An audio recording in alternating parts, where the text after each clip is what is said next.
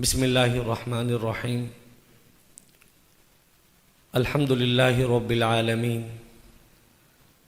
والصلاة والسلام علی سید الانبیاء والمرسلین وعلی آلہ واصحابہ ومن تبعہم بإحسان الی یوم الدین اما بعد فقال اللہ تعالی انا نحن نزلنا الذکر وانا له لحافظون وقال رسول اللہ صلی اللہ علیہ وسلم اشراف امتی حملۃ القرآن واصحاب اللیل صدق اللہ العظیم وصدق رسولہ النبی الکریم اللہم صلی علی محمد وعلی آل محمد کما صلیت علی ابراہیم وعلی آل ابراہیم انک حمید مجید اللہم بارک علی محمد وعلی آل محمد کما بارکت علی ابراہیم وعلی آل ابراہیم انک حمید مجید۔ تمام عزیز بچوں سے اور قابل احترام فضلاء سے درخواست ہے کہ اس مبارک مجلس کو مزید چار چاند لگانے کے لیے، معطر و منور کرنے کے لیے درود شریف پڑھ لیجیے، ذرا اونچی آواز سے ذرا پڑھ لیجیے تاکہ اللہم صلی علی محمد وعلی آل محمد کما صلیت علی ابراہیم وعلی آل ابراہیم انک حمید مجید اللہم بارک علی محمد وعلی آل محمد کما بارکت علی ابراہیم وعلی آل۔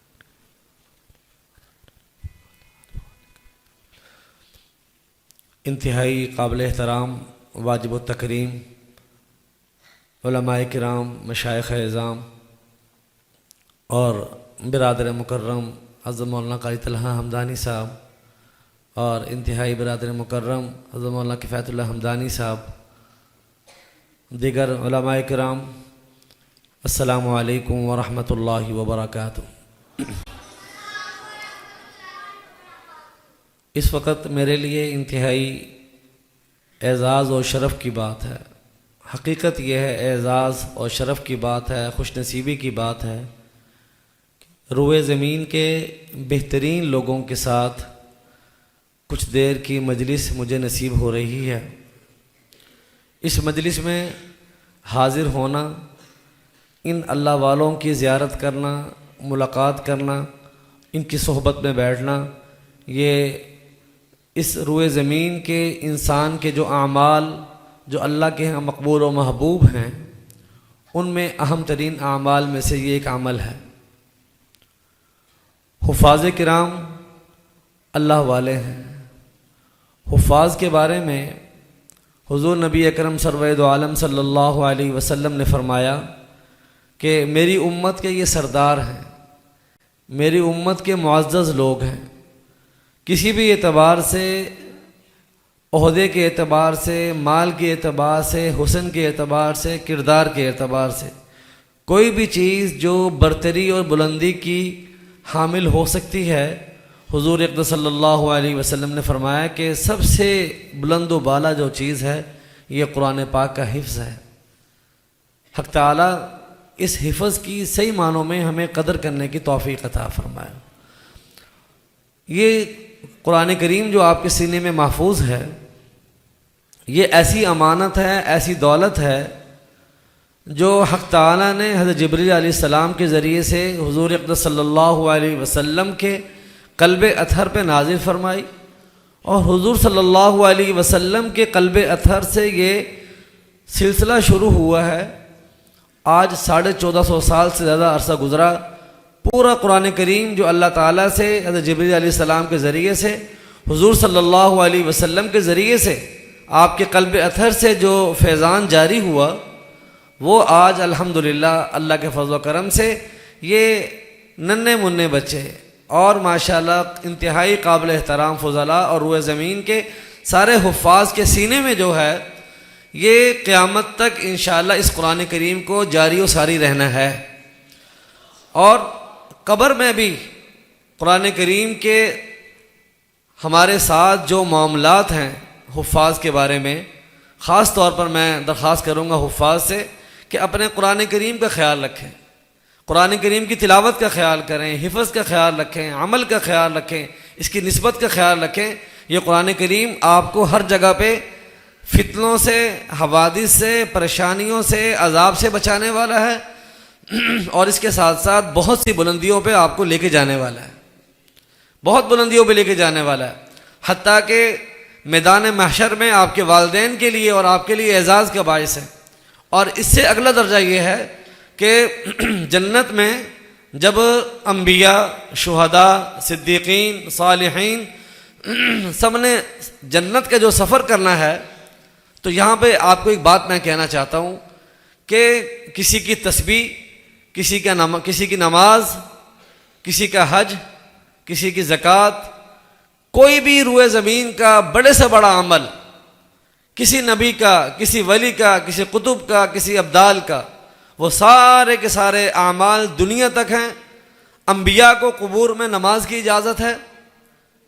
اس کے بعد جو مرحلہ شروع ہوتا ہے حشر سے آگے، وہ صرف اور صرف وہ کام جو آج آپ کر رہے ہیں طلبہ یا فضلاء کر چکے ہیں، اللہ نے یہ ڈیوٹی جنت کے سفر سے پہلے آپ کی لگانی ہے۔ اور فرمائیں گے حق تعالی، اقرأ ورتقی ورتل کما کنت ترتل فی الدنیا فإن منزلتک عند آخر آیت تقرأها۔ کسی کی کوئی عبادت، کوئی نیک عمل جنت کے راستے میں اس کا مکلف نہیں کیا جائے گا۔ اللہ تعالیٰ کو اپنا کلام اتنا محبوب ہے، حق تعالیٰ کو اپنا کلام اتنا محبوب ہے، اس لیے آپ کو دنیا میں عزت دی ہے، جنت میں عزت دی ہے، آپ کے والدین کو عزت دی ہے، آپ کے اعزہ کو عزت دی ہے۔ یہ قرآن کریم پڑھنے والے بچے، ان کے لیے اعزاز و شرف کی بات ہے کہ ان کے استاد یہاں بھی ان کو قرآن کریم کی پابند رکھتے ہیں، اور دوسرے لفظوں میں ہمارے پانی پتی اصطلاح میں کہتے ہیں کہ چھٹی بند ہو گئی، جس کا سبق یاد نہ ہوا اس کو چھٹی بند ہو جاتی ہے۔ دوپہر کو چھٹی بند ہو گئی، عصر کے بعد چھٹی بند ہو گئی، رات کو چھٹی بند ہو گئی۔ لیکن ایک شعر ہے نا، مکتبہ عشق کے انداز نرالے دیکھے، اس کو چھٹی نہ ملی جسے سبق یاد ہوا، جسے سبق یاد ہوا اس کو چھٹی نہ ملی۔ تو یہاں پر مکتبہ عشق ہے یہ قرآن کریم کا۔ تو یہاں پر آپ سے کہنا چاہتا ہوں، قرآن کریم اتنا پکا یاد کرو، اتنا پکا یاد کرو، اتنا پکا یاد کرو کہ قرآن کریم آپ الف لام میم سے شروع کریں والناس تک مکمل کریں، اور آپ کی قرآن پاک میں کوئی غلطی نہ آئے۔ کہہ دیں انشاءاللہ۔ اس لیے کہ حضور اقدس صلی اللہ علیہ وسلم فرما رہے ہیں کہ جب جنت کا یہ سفر شروع ہوگا، اللہ پاک فرمائیں گے اقرا، قرآن کریم کو پڑھنا شروع کرو، ورتقی، اور چڑھتے جاؤ، ورتل، لیکن خیال کرنا ذرا بہترین بنا سنوار کے پڑھنا، بنا سنوار کے پڑھنا، کما کنت ترتل فی الدنیا، جس طرح قرآن کریم کو استادوں نے محنت کر کے آپ کے سینے میں داخل کیا، آپ کی زبان پہ جاری کیا، کما کنت ترتل فی الدنیا، جس طرح کے بنا سوار کے دنیا میں پڑھا کرتا تھا۔ آگے فرمایا کہ تیرا جنت میں مقام وہاں ہوگا جس آیت پہ تم پہنچے گا۔ فإن منزلتک عند آخری آیت تقرأها، ایک مطلب اس کا یہ ہے کہ قرآن کریم کی آخری آیت پہ جہاں تو پہنچے گا وہاں تیرا مرتبہ ہے۔ جتنی قرآن پاک کی آیات ہیں، حدیث مبارکہ میں آیا، اتنے جنت کے درجات ہیں۔ تو اس سے معلوم یہ ہوا کہ حافظ قرآن جنت کے سب سے اونچے درجات پہ ہوگا۔ فضیلت کے اعتبار سے انبیاء کا درجہ اونچا ہے، صحابہ کا درجہ اونچا ہے، لیکن جنت کے جو درجات ہیں وہ اتنے ہی ہیں جتنے قرآن پاک کی آیات ہیں۔ اور جس حافظ کا قرآن پاک مضبوط یاد ہوگا اور وہ تلاوت کرتا ہوگا، بنا سوار کے پڑھتا ہوگا، عمل کرتا ہوگا، تو انشاءاللہ وہ جنت کے آخری درجے پہ ہوگا انشاءاللہ۔ اس کا ایک مطلب ہمارے بعض حضرات یہ بھی بیان کرتے ہیں قرآن کریم کے حفاظ کو جھنجھوڑنے کے لیے کہ دیکھو قرآن کریم کو یاد رکھو، یاد کرو، محنت کرو، اس پہ لگے رہو، محنت کرتے رہو، آگے بڑھتے رہو۔ حافظہ مضبوط ہے، پورا سال قرآن پاک کھول کے دیکھا نہیں ہے، اور رمضان میں ایک پھیرا دیا اور مصلی پہ چڑھ گئے ماشاءاللہ، اور بغیر غلطی کے سنا بھی دیا۔ ان حفاظ سے خاص طور پر میں کہتا ہوں کہ اپنے یادداشت کے بل بوتے پر قرآن کریم کی تلاوت کو چھوڑو نہیں، سبق حاصل کرو ان حفاظ سے جو پورا سال بھی پڑھتے ہیں، رمضان المبارک میں بھی صبح سے شام تک محنت کرتے ہیں، اور رات کو جب مصلی پہ جاتے ہیں تب بھی بہت ڈرتے لرزاں قدم سے ڈرتے جاتے ہیں کہ آج ہماری غلطیاں نہ آ جائیں۔ صلاۃ الحاجہ پڑھ کے جاتے ہیں، اللہ سے مانگ کے جاتے ہیں، استادوں سے دعائیں کروا کے جاتے ہیں۔ اس کے باوجود پھر جب مصلی سے اترتے ہیں اس کے بعد شکرانے کے نفل پڑھتے ہیں، یا اللہ آج کا سپارہ آپ نے خیر سے گزروا دیا. تو خاص طور پر جن کا حافظہ مضبوط ہے اور قرآن پاک مضبوط یاد ہے، ان سے میں کہنا چاہتا ہوں کہ وہ قرآن کریم سے حق محبت ادا کریں. یہ نہیں کہ اگر اللہ نے حافظہ اچھا دے دیا تلاوت سے آپ روگردانی کریں، تلاوت سے پیچھے ہٹ جائیں. آپ تلاوت کی کثرت اور تلاوت کرنا خود یہ مقصود ہے، اور انبیاء کی بعثت میں سب سے پہلا درجہ اس کا یہ ہے یتلو علیہم آیات. حضور صلی اللہ علیہ وسلم کے مقاصد بعثت جو ارشاد فرمائے گئے اس میں پہلا درجہ یتلو علیہم کا ہے. تعلیم کتاب یتلو علیہم آیاتی ویزکیہم ویعلمہم الکتاب والحکمہ، یہ درجات اس کے بعد ہیں. پہلا درجہ یتلو علیہم کا ہے. تو اس لیے اپنی تلاوت میں کثرت پیدا کریں، خشوع خضوع پیدا کریں، مضبوطی پیدا کریں. تو بات میں کر رہا تھا کہ آپ کا آخری مقام جو ہے جنت کے اعتبار سے وہاں ہوگا جہاں آخری آیت آپ پڑھیں گے. اس کا مطلب بیان کرتے ہوئے میں عرض کر رہا تھا، خدا نخواستہ قرآن پاک کچا ہوا، قرآن پاک آپ پہلے اس پارے میں پھنس گئے، دوسرے پارے میں پھنس گئے، تیسرے میں پھنس گئے، تو جہاں جہاں خدا نخواستہ کوئی حافظ اٹکتا جائے گا، پھنستا جائے گا، اپنی بدعملی کی وجہ سے، بد محنتی کی وجہ سے، وہاں اس کا ٹھکانہ وہاں ہوگا جہاں وہ بھول جائے گا. یہ مطلب اللہ کرے ہم میں سے کسی پہ صادق نہ آئے. جزاک اللہ خیر.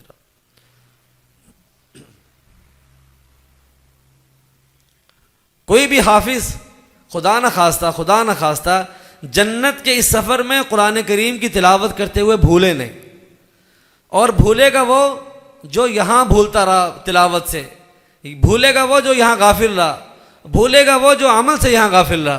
زندگی آپ کی، شکل آپ کی، لباس آپ کا، آپ کے بال، آپ کی داڑھی مبارک، آپ کا لباس، آپ کے اخلاق، آپ کا کردار، آپ کا بولنا، یہ قرآن پاک کے حاملین اور قرآن پاک کے حفاظ کی شان کے مطابق ہونا چاہیے.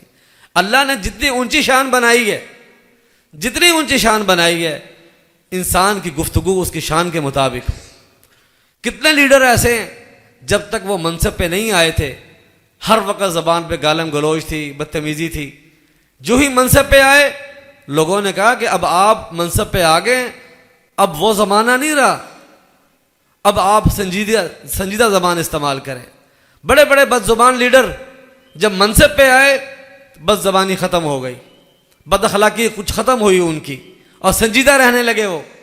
تو حافظ قرآن کی جماعت آپ حفظ کرنے سے پہلے گلی محلوں میں اگر اپنے دوستوں کے ساتھ جہاں بیٹھے، جہاں جو زبان پہ آیا کہہ دیا، اب اللہ نے آپ کو منصب عطا کر دیا، رتبہ عطا کر دیا. منصب اور رتبہ حاصل ہونے کے بعد یہ ناشکری ہے، ناقدری ہے اس بات کی کہ آپ خدا نخواستہ بد اخلاق لوگوں سے بدتمیزی کریں، گالم گلوچ کرنے والوں سے گالم گلوچ کریں.